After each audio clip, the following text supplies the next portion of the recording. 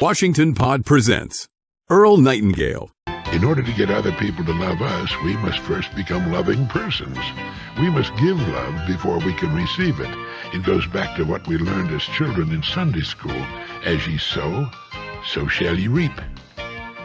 Have you noticed that it's the friendly person who has all the friends? He or she is a warm, smiling, outgoing person.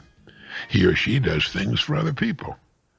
The friendly person is a thoughtful person and is genuinely interested in other people and how well they're doing.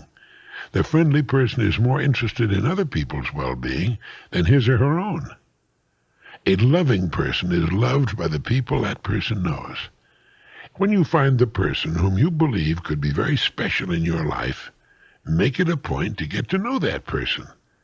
If you're rejected, well, it's too bad, but at least you gave it your best shot, and chances are you won't be rejected. It's this simple. We get back what we put out.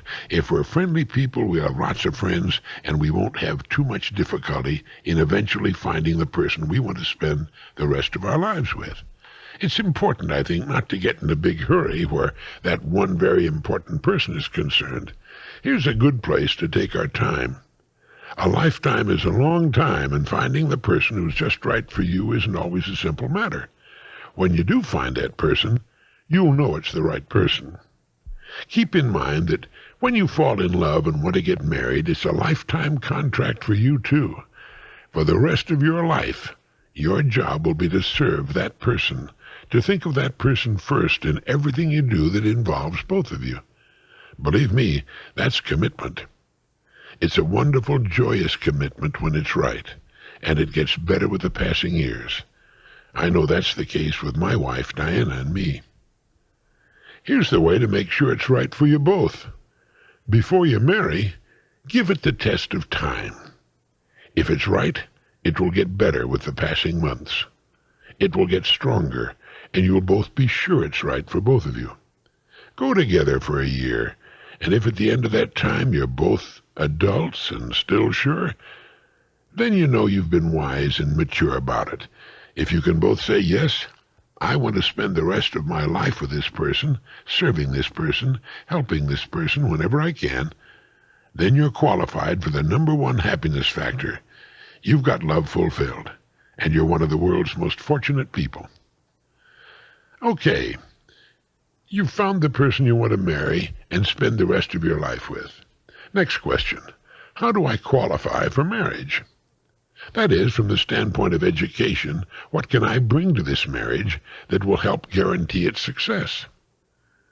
Today we live in a world where both marriage partners usually work, and will continue to work for 40 years. That's a long time in the human lifespan. So each of the marriage partners must ask the question, am I educationally prepared to provide a good income now and an escalating income in the future? It's another way of asking just how qualified am I to take on the responsibilities of marriage? Do I need more education? Would we be smart to wait a while longer before we take the big jump into that sea of matrimony? Am I educationally qualified to take on the responsibilities of parenthood, to set a good example for growing, learning children? Tough questions, but very important questions.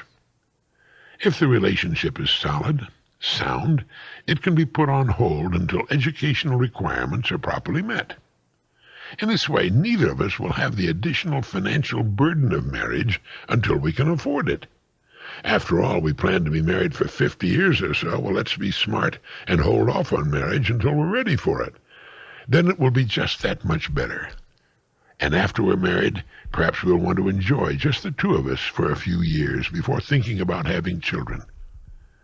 A child, innocent though it is, will dominate a marriage like a fat man in a telephone booth.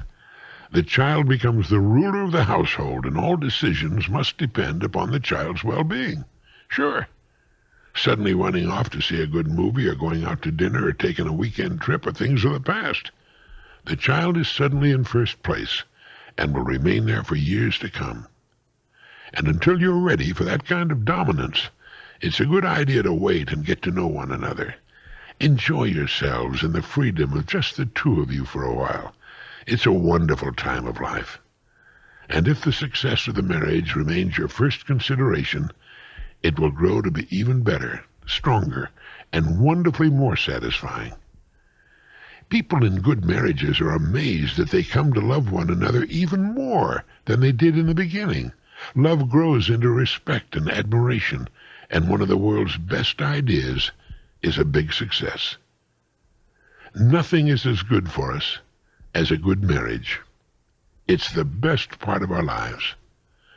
And that's exactly why we should be so careful during the selection process.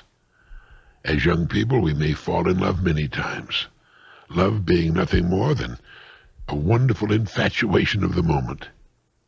To know whether it's real or not, give it the test of time. If it's real, it'll only get better. If it's not, you both will soon begin to be aware of the flaws in it. All of this is perfectly natural and a normal part of growing up. When people speak of their marriage partner, they will often use the expression, "my better half." It's an especially apt expression. The person who is right for us does form a half of the whole relationship, which is the marriage.